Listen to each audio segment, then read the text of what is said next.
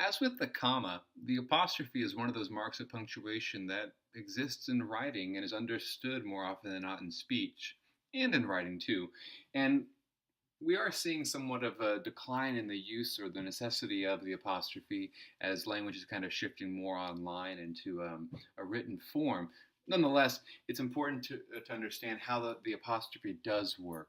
And so, for our purposes, and as the punctuation guide indicates, it really has three purposes: to contract information, that is, to denote when information has been taken out of a word or a series of words, to pluralize certain things, and then also, and more often than not, to possess. So, to go through each of these, we can be very quick about it, but the apostrophe denotes the absence of something. So, for example, you can take it is to make its, and that apostrophe says there used to be something here, it was an I. Or, for example, you are could become you are. You are not going to blah, blah, blah, blah, blah. But the idea is that it's used to elide, to hide, and to denote that something has been taken. You might see this in poetry as an or, O apostrophe ER, as an over. It's really easy to apply this idea, I think. So it's one of the more commonly used features of this word. The only instance that where it becomes kind of confusing maybe is its and its, when one is going to be possessive and then the other one is just a contraction. So as long as you remember that difference between the two usages, usually you're fine.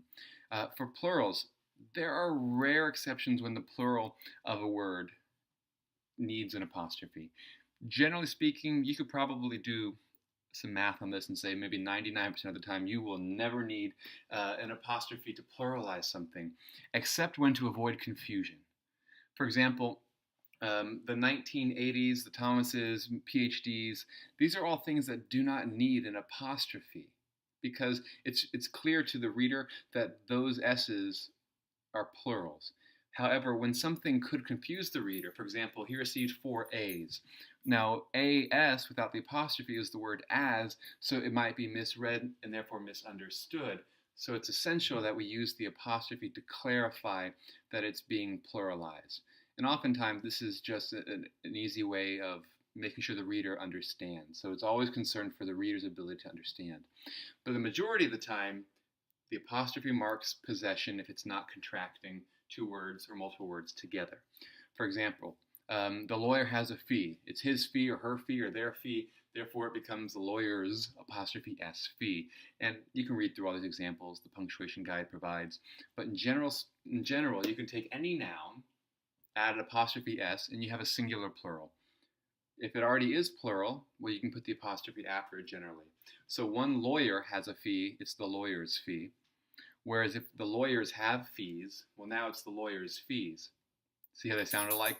It's confusing in speech, but in writing, that's essential where context clues don't always bear out, that it be specific and understood. So plural students, plural lawyers, these are the words that kind of become sticky. Do you do apostrophe S or S apostrophe? And that's when you need to kind of practice close attention, if not always, but specifically when you're trying to be clear about the number of people. And there are exceptions to these rules.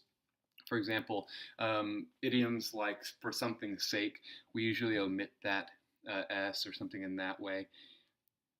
Another exception or difficult usage, we'll say, is when you have the joint possession of something and the location of the possession mark kind of clarifies for the reader or the audience who owns or who has possession of that thing. So, for example, Smith and Green's psychology textbook tells us, well, they both jointly own that book or authored that book.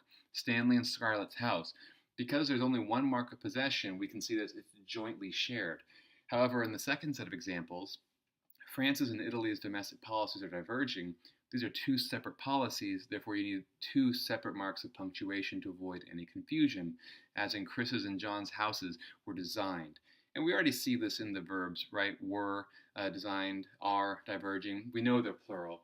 The policies are plural. So it's important to match the number in the possession with the verbs as well. And in that way, it's much easier for the reader to understand the information that you're trying to communicate. So you need to have a care about marking that possession.